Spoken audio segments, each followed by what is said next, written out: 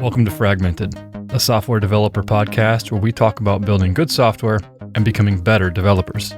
My name's Donn Felker. And I'm Kaushik Gopal. Welcome to the show. Welcome back to the show, everybody. Today it's just me, Donn. We're missing Kaushik this week. He's a little bit tied up and busy with some other stuff, but he'll be back soon enough. On today's show, I wanted to talk to you about the best way to learn a new technology, namely a programming language. This is something software developers do occasionally. It's not something we do every single day, but it is something that we do occasionally. We eventually get used to working with one programming language. Maybe that's our first one that we've learned, or second or third, but eventually we do need to pick up another language.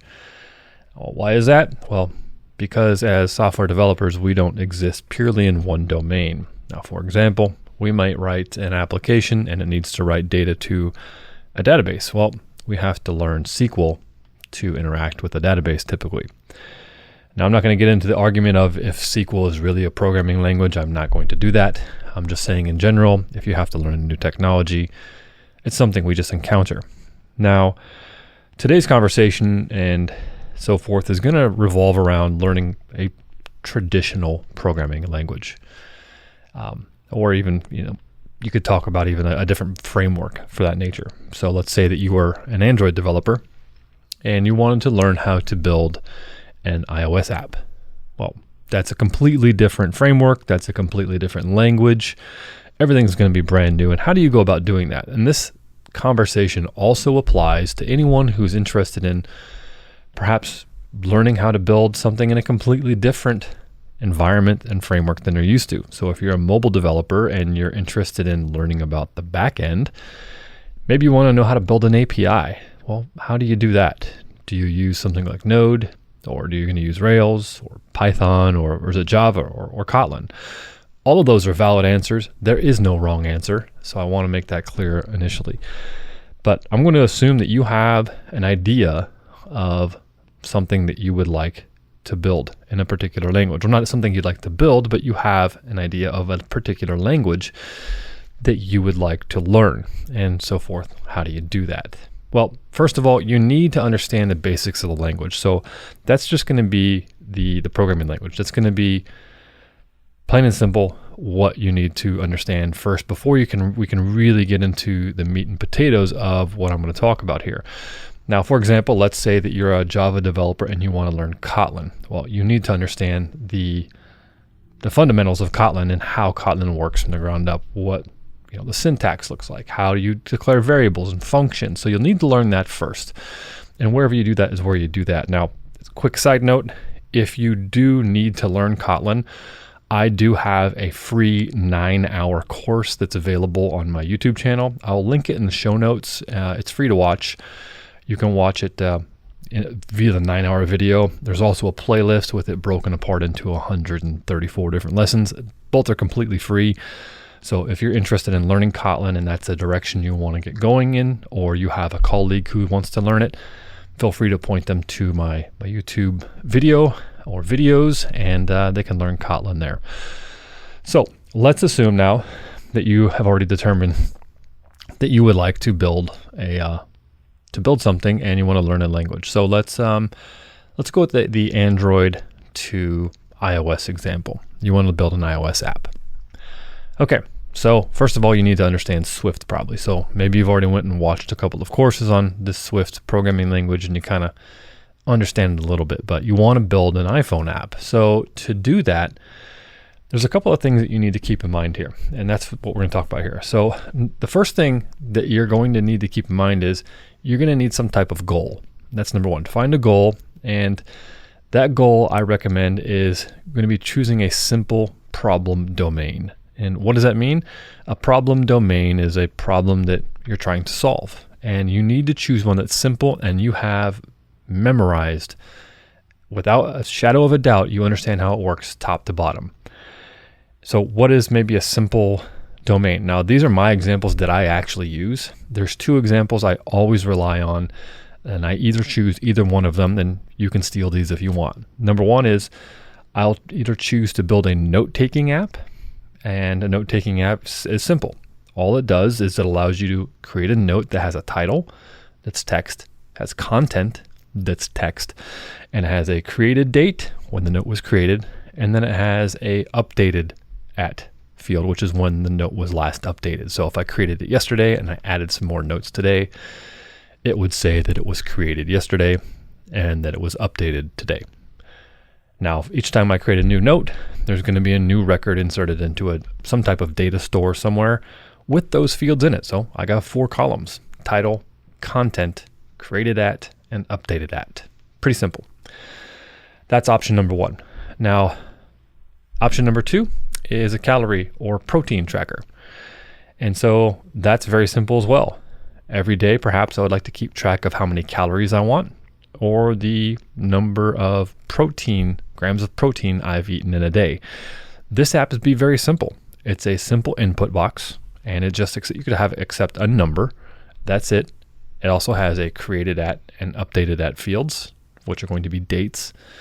And then every single day I could enter in how many calories I ate that day, or the number of protein grams I've eaten that day. Whichever one you'd like to go with, protein or calories, it's up to you. Now, you might be thinking, like, these are really stupid apps, Donn. What a stupid idea. Why would I build such a dumb app? I want to go do something cool with like machine learning and all this other cool stuff. The reason why I'm telling you to use a simple problem domain is because you don't want to be having to learn the problem domain as you're learning a programming language. The goal here is to remove complexity so you can focus on the learning environment. And the learning environment is going to be you building something with that technology. So you don't want to be getting in the way of yourself. And if I have to learn about some brand new problem domain that I'm not an expert in, most likely I'm going to make mistakes and then possibly confuse myself in the process of programming, as well as the process of learning to program in the new framework. So with a note-taking app, we all know how that works. Very simply, and what's a note consist of? A title, usually, and some content. You can go open up a document in Microsoft Word, Google Docs, wherever, and you can put the date there, the title of your note, and you could type it in. And then tomorrow you could open that same document, add another new line, add the date, title, and content, and you could create your notes right there and keep them there forever. And there's hundreds of thousands of people that do exactly that right now. That's okay. That works. We're not trying to replace that. We're trying to just use that problem domain as a way for us to learn. And when we have a note-taking app, we have a title, we have content, so we have a couple of fields that we have to worry about, and then we have 2 date fields. And these 2 date fields are actually important because when you start including date fields, you can start doing things with dates inside of your application, like date math. Say, all right, well, how many, between these 2 dates, how many notes did I create? Or between these 2 dates, how many characters did I type? And between these, on every odd day, how many characters did I type? And there's a bunch of things you can do with the dates and date math that will help you learn and understand a framework and a programming language a lot better. So that's just a very simple note-taking app. And the calorie app is the same thing. Now, as soon as I say calorie app, a lot of folks think, well, I want to build in a barcode scanner, and then I need to make sure I can scan against some food database, and then I'm going to pull in the calories and the protein, and I'm going to separate them into different fields, but then I'm also going to include other macronutrients. Like, no. None of that. Get rid of all that. We are learning to build a very simple app because I want to learn how to build screens. I'm going to be building an iPhone app. I want to learn how to build a screen. I want to learn how to build inputs. I want to have buttons. I want to understand how buttons work. I want to learn how the various different components interact with each other. I want to understand click events. I want to understand, asynchronous communication. How do I write to a database? How do I read from a database? What happens if I have a lot of records and I need to scroll a list? How do I build that? And with a note-taking app or a protein tracker, you can see that each one of these allows us to input many values, which then also introduces another problem. I can also maybe write a little script to seed my test database with a bunch of values. So we're kind of getting ahead of ourselves here, but that's number one. Number one is just choose a simple problem domain. And so either choose something that you're very familiar with, and if you don't have anything, go with a note-taking app or go with a calorie or protein tracker app. Again, very simple. I'm not even asking you to communicate with an API at this point. We're just considering it just to be a little local application. So number two, I want you to think about here, the step two, don't worry about best practices. Just completely throw all best practices right out the window. And a lot of people are jumping through their, they're yelling at the car stereo right now. They're shaking their heads while you're listening to me like, no, don't do that. I'm serious. When you're learning, the best thing that you can do is approach it like a beginner. Pretend like you don't know anything. Don't let your experience get in the way. So maybe you repeat a couple of lines of code or you repeat something 10 times. Who cares? You're not taking this and shipping it to production tomorrow. You're taking this as a learning type of experience. And then maybe if you do replicate some code 5 or 6 times, okay, maybe that's an opportunity to learn. Okay, maybe I can put this into a function. Or hey, do they have a concept of a class? What does that look like? But don't worry about all the finer grained details of best practices about, oh, is this going to be performant or not? Is this going to re-render on the screen? Am I going to slow down the draw time on, whatever when I'm scrolling a list? Don't worry about any of that. Just get it to work. And that's going to be, we're going to kind of go right into the next step, which is number 3, start small, meaning with whatever feature you're going to start with, start small, and then go even deeper and get smaller and smaller and smaller. So what does that mean? Okay, let's say we want to build an iPhone app. So let's really break this down. You have an idea of it's going to be a note-taking app. All right, well, I know I'm going to need a list of notes on one screen, which have already been created. Then I need to be able to tap on a note to edit it. And then I need to be able to maybe show some type of save indicator. I also need a new screen to create a new note. So I'm already 3 screens in. That's already too deep.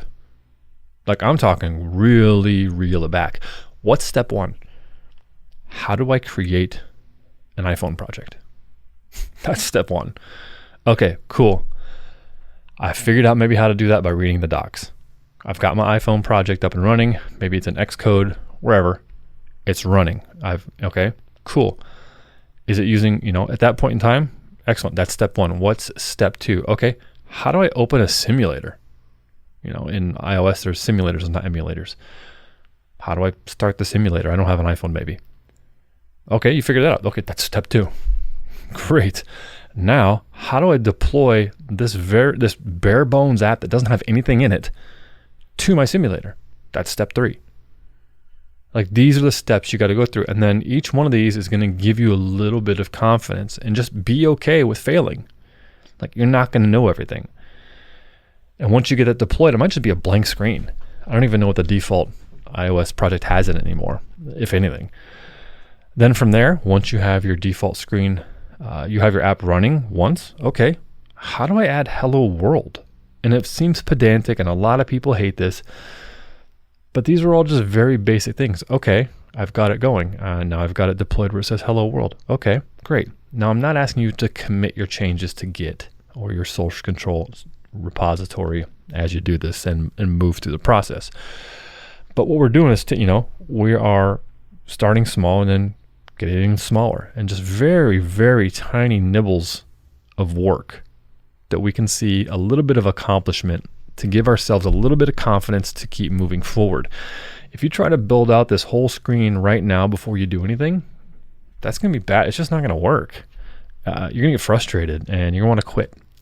So you have to be okay with things just starting really small. So you get that first screen up and running. Okay, let's assume that for me, if I was building it, well, the first thing I'm going to want to do is be able to get data into some, to somewhere. But how do I get data somewhere? I got to be able to give the app data. How do we give the app data?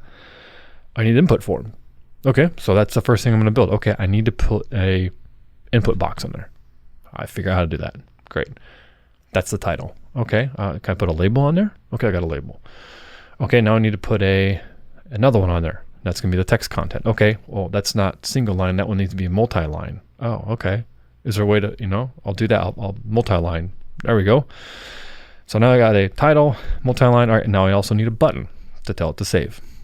So I figure out how to put those 3 elements on there. I deploy it in my simulator. That works. Awesome. Okay, next step is I need to be able to type data in there. And then when I click on this button, I need it to do something with it. I need to be able to get a handle on that data. So again, we're going really small here. I'm going to go ahead and try to connect and get those bits of data through something. Do I have to connect things? How do I get a reference to those input boxes? And then at that point, when I click the button, I'm just going to write it to a log statement. I'm not going to do anything else with it. I'm going to write it to a log statement. Boom, I see it in the logs. And again, there's another problem. How do I view the logs? And you go figure out how to view the logs. And as you see, we're going bit by bit, but we're learning a lot here. We're learning how to interact with the environment. We're learning how to interact with the various debugging tools. And even at that point, I might try to figure out how to set a breakpoint inside of my application. Because when I click the button, I want to be able to see if I can inspect variables and data and so forth like that. So again, we're just going to keep iterating and iterating and iterating and iterating on these things. Now, one of the things I do want to mention here is when you're learning a new technology, if you're doing a mobile app, that's fine. And don't use any additional technologies that are going to complicate things. And let me give you an example in the web. Let's say you want to learn how to do this in Rails. You want to create a note-taking app in Rails. That's great. Rails will just output HTML for you. Like just flat out HTML. It's not pretty, it's ugly, but that's what it will output for you. And that's it. Now, I don't recommend that you say, all right, well, I'm going to build this app, and at the same time, I'm going to try to learn Tailwind CSS to make this look good while I'm also trying to learn Ruby on Rails. No, bad decision. Bad. Do not, number 5, don't conflate technologies. So don't start mixing multiple things at once. Now, there is a caveat to this. Because let's go back to the iPhone example. You're building a note-taking app. You've got your input, your text content, your button. You click your button. All of a sudden, you got your data, and you're actually able to write it to the logs. Great. Now I got to do something with this data.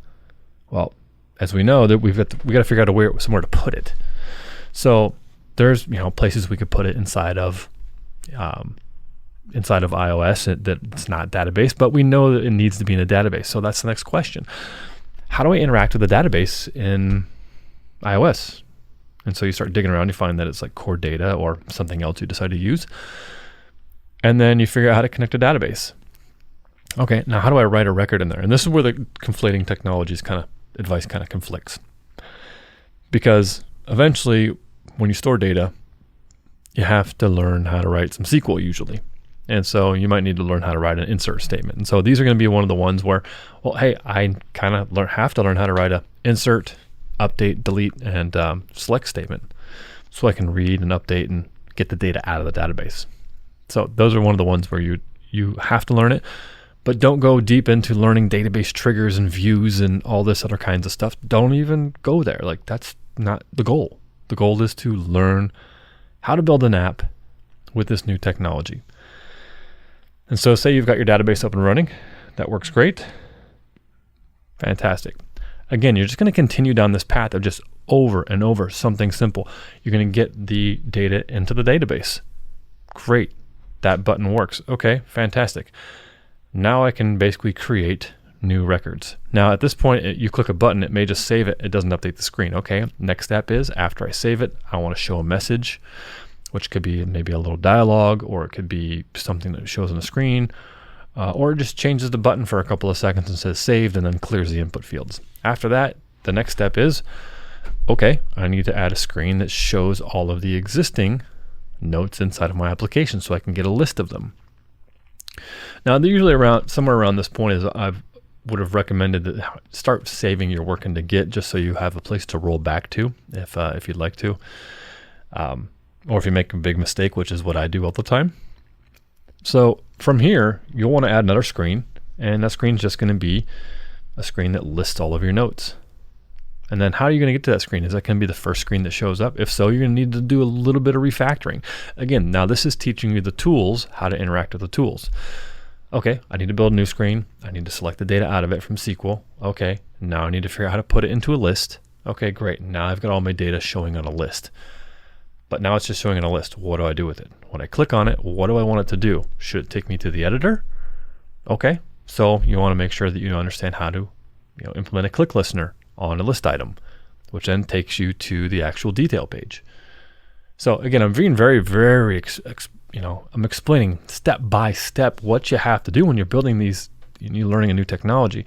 And there's a reason for this, is because, again, small incremental steps will allow you to build confidence over a long period, over even short periods of time, which turns into long periods of time, which will then build momentum for you to continually do what you're doing. And so you're just going to keep going on this process. So you'll get up your editor screen. At that point, maybe you can add a button inside of maybe the menu, which allows you to delete the note. Then you can learn how to delete it, which then when it deletes, you have to learn how to do page navigation. How am I going to navigate from one screen back to the next? And depending upon those certain actions.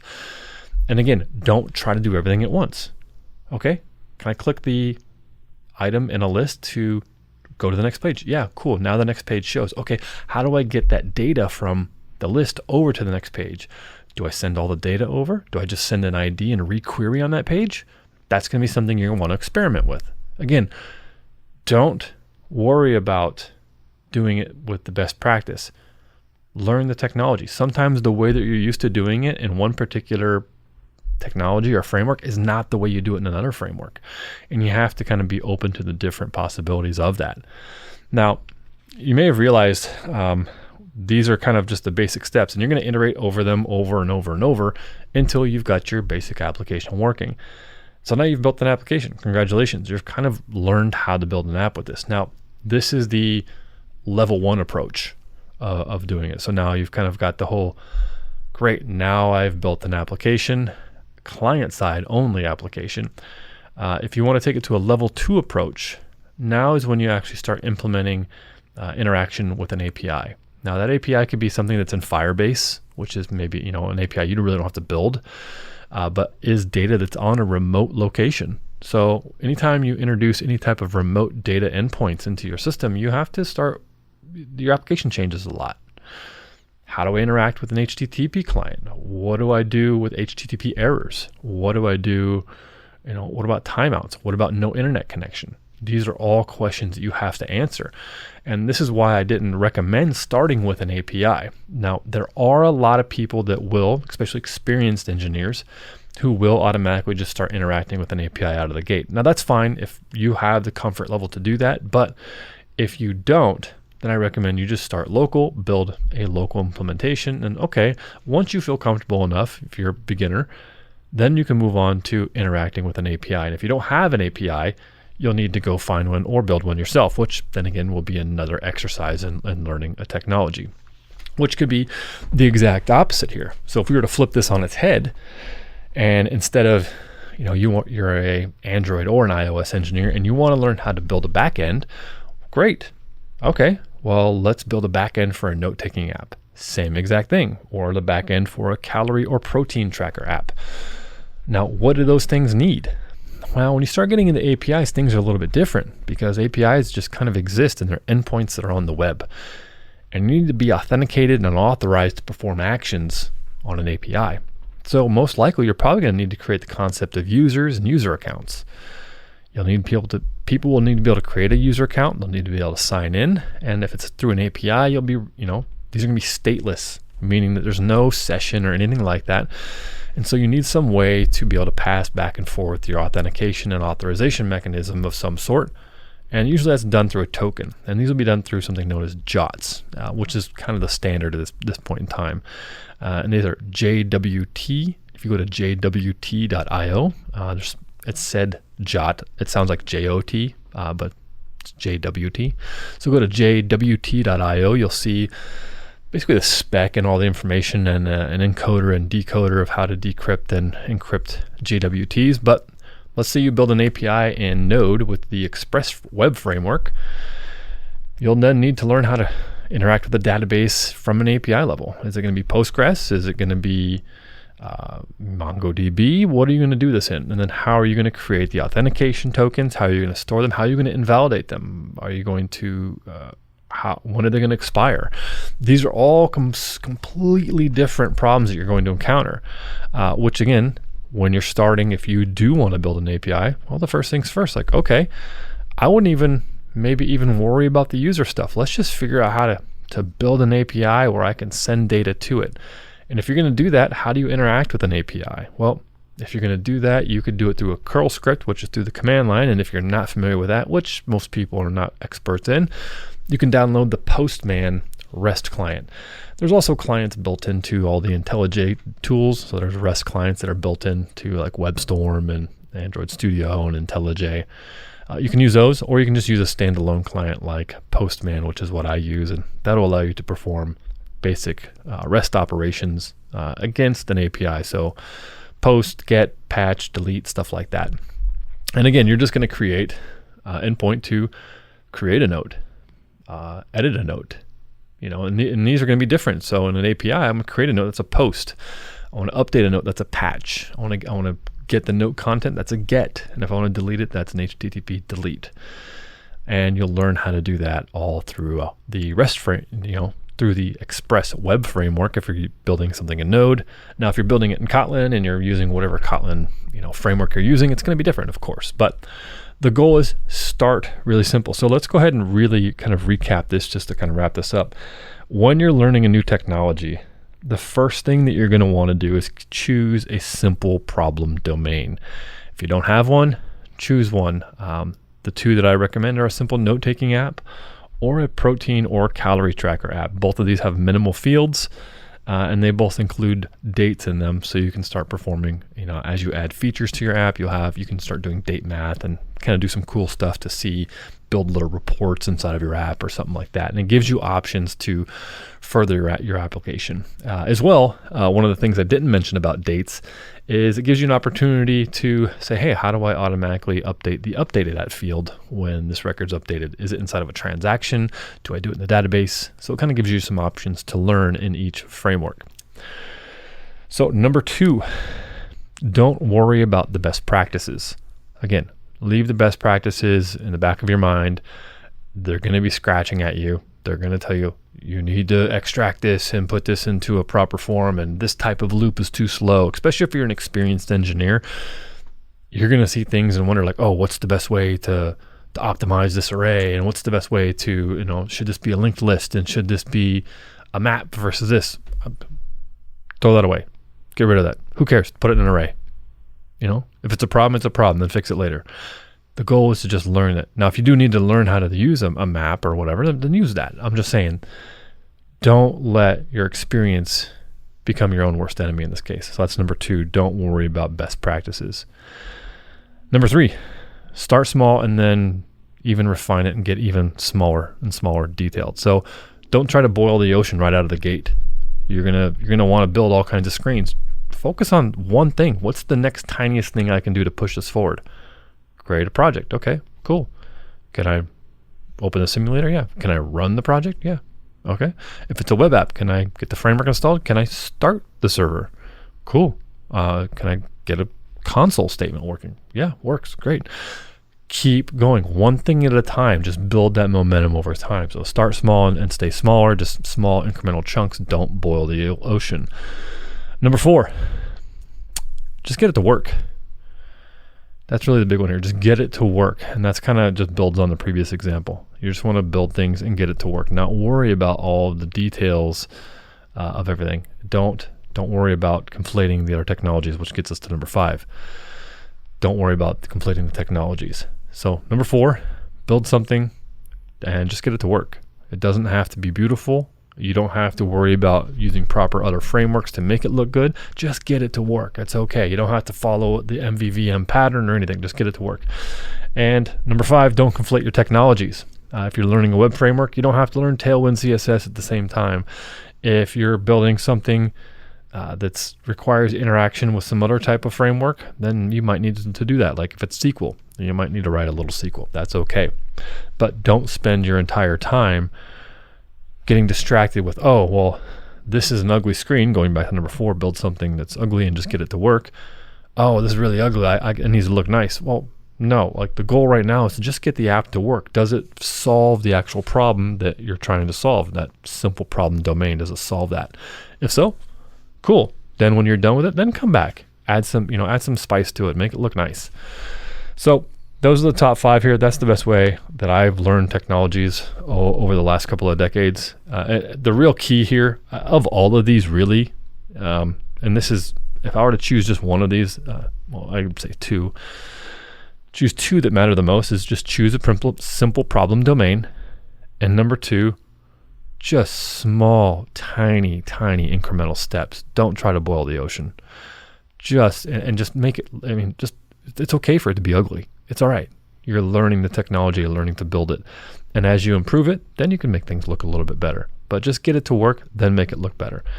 It'll save you a lot of time and a lot of hassle. And last little bit of advice I can give you, if you find yourself getting stuck on a problem, time box it. So you know what, I'm going to spend another 15 or 20 minutes on this thing, and then I'm hacking it. Meaning like you might know a way to do it, it doesn't feel right, but you can do it to get around it. Later on, maybe a few hours down the road, you'll realize, oh, now I know how to do that one thing that I kind of hacked stuff before. I'm going to go back and fix that real fast. That's okay. Just time box it, because otherwise you'll spend the next 5 hours trying to figure out why I can't get this text box aligned to the right. Who cares? Like, it's okay. It's not perfectly aligned to the right. Like, we're just learning. All right. Who cares if it's to the right or not right now? Just leave it where it's at and come back and fix it later. You're learning right now. You're not shipping this product. So I hope this helps. It's a process that's worked for me, and I know it's something that a lot of my friends have used throughout the years to learn new technology. So just keep it simple. Just sort of chip away at it and have fun with it. Approach it with a beginner mindset. Now, again, just to recap here, if you are perhaps looking to learn the Kotlin language, I do have the 9-hour Kotlin course, which I'll put in the show notes. So check down the show notes and you'll see a link to the free Kotlin course, which, have at it. Hope you enjoy it. And thanks for listening, everybody. I'll catch you next time.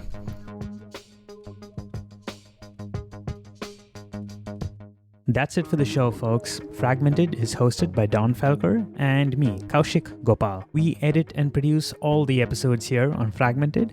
You can find more Fragmented episodes at fragmentedpodcast.com. Thanks for listening, and we will catch you in the next episode.